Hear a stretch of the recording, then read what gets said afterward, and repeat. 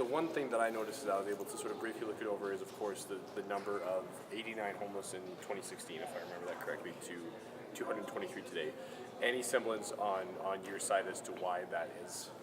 So two key reasons. One, we have changed the count methodology to have a consistent methodology across Canada. So the key thing is this count, we have included health facilities, correctional facilities, and transitional or provisional housing. And so that does partially explain the increase. But even if you were to remove those, our numbers are significantly up. And so you can link that to a number of reasons, but according to the study and other data, the number one cause for homelessness in Lethbridge is drug and substance abuse. And so, as we all know, like many communities across North America, we are experiencing a crisis in drug and substance abuse. This has a direct correlation to the homelessness. And so, the other key reason is Lethbridge, unlike a lot of communities, we lack very much a lot of the social infrastructure required to deal with these problems. For example, an intox center, medical detox beds, permanent supportive housing. All of these strategies have proven to be very successful in helping address the global issue.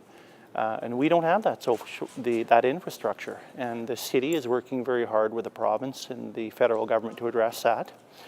Another key strategy is the City of Lethbridge has sanctioned a municipal housing strategy, and that we're going to look at defining our needs and that population right from those who are homeless and living rough through to transitional housing, supported housing, affordable housing, all the way up to home ownership.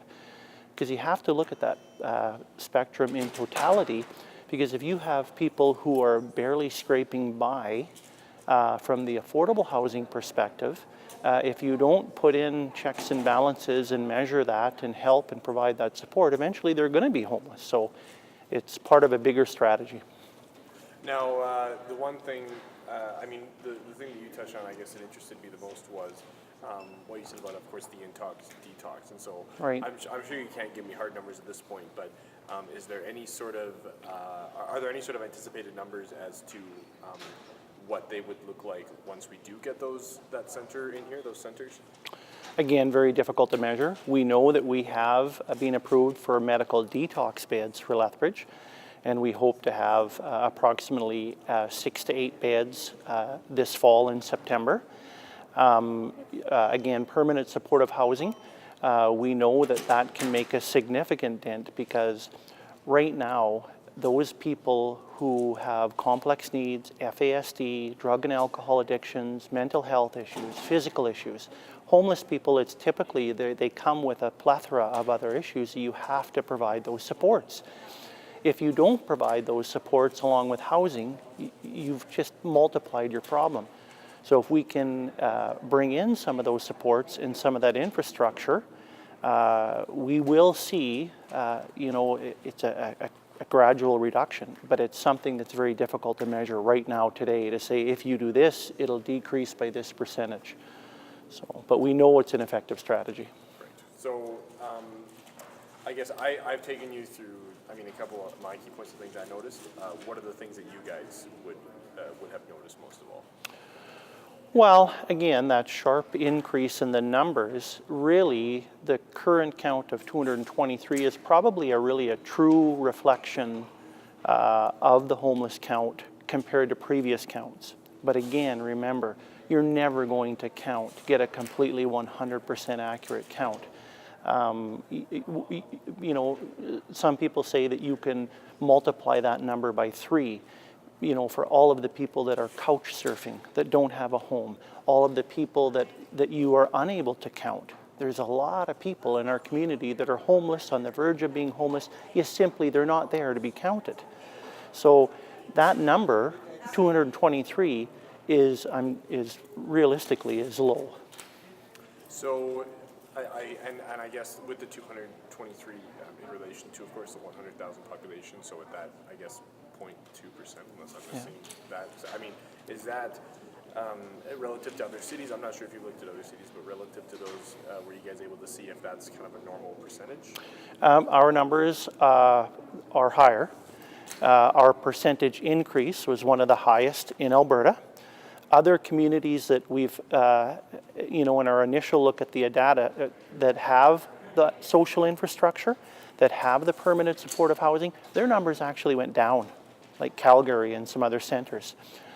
Lethbridge, we're kind of in a vicious storm because we don't have the infrastructure. Plus you layer on top of it that the opioid or the drug crisis that, as you know, is hitting us hard. Lethbridge is really in a very challenging position. And it's not just a solution that one entity can solve, be it the City of Lethbridge, the Government of Alberta. It's going to require collaboration, partnerships, and a community response. Because keep in mind, drug and substance abuse in its purest form and justice issues are not the mandate of the City of Lethbridge. It's a mandate of Alberta Health and our justice system. But we're left with the ripple effect to deal with all of the plethora of problems that come as a result of, and that's very challenging. Now, I mean, and I guess you've probably answered the big question that a lot of people would wonder, which of course is, is the opioid crisis related?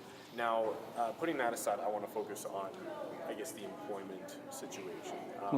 Are there certain, I guess, negative things in place in terms of employment that can be dealt with that are contributing to this homeless epidemic as well? Absolutely. Some of the other key reasons why people are homeless is because they can't afford a place to live. They can't find a job, or they don't have enough money.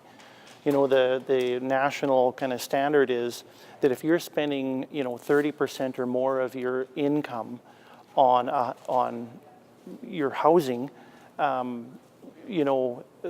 that's high. Anything over 30% is very high. And so we know in Lethbridge, or we hope to validate with our municipal housing strategy work, that we have a lot of people in our community that are spending more than that threshold. And so what do we do as a community and as a government, federally and provincially, to address that? And we've got a new national housing strategy that's coming out, where the federal government has dedicated $40 billion over 10 years to look at and address this issue. But you're bang on in that employment is a key piece of that. But again, when you have addictions, drug and substance abuse, you're spending a lot of your money on that, or gambling, or whatever that addiction is. So it becomes a vicious circle. And that's why you have to have kind of a multi-pronged strategy. It's not just about homelessness. But if you don't have a home to go to shower, to eat, to sleep, it's pretty tough to get a job. And I want to I will touch on the $40 billion in a second. I also noticed, of course, that unfit living and then, of course, domestic disputes were also causes. And so, obviously, that's on the lower percentage side. But what are you seeing in terms of, I guess, the homes in which, I guess, domestic abuse is taking place, as well as places where people might be renting out property that isn't actually fit for living? I mean, is there more of that than there, I guess, should be?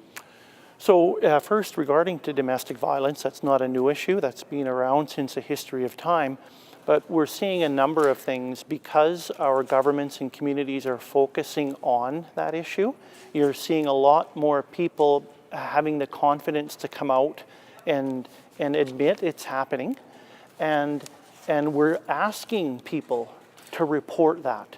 But if they report it, you have to respond. You have to be prepared. And so if a young mother and 3 children is experiencing domestic violence and they have the courage and the confidence to report it, well, you have to have somewhere to house them. And so it's almost a ripple effect. So it's important that we get them to report it, but also that we provide the supports and housing, be it temporary, whatever, to help address that issue, and then get, of course, the wraparound supports to deal the symptom or the underlying issue, which is the domestic violence. So that definitely has an impact, and we have some great groups in Lethbridge that help us with that, like the YWCA and Harbour House. Now, from an unfit perspective, and you know, that's a constant ongoing problem in any community, that you'll get landlords, and they're not always just individuals. They're also corporations. You know, large corporations that come in and buy apartment buildings, and they're mismanaged, and they take advantage of our homeless populations, or those people barely scraping by, you know, to get enough money to rent. And so we are looking at that. That's one of our, as part of our municipal housing strategy, we want to look at that. We want to track that data and see what we can do to address that.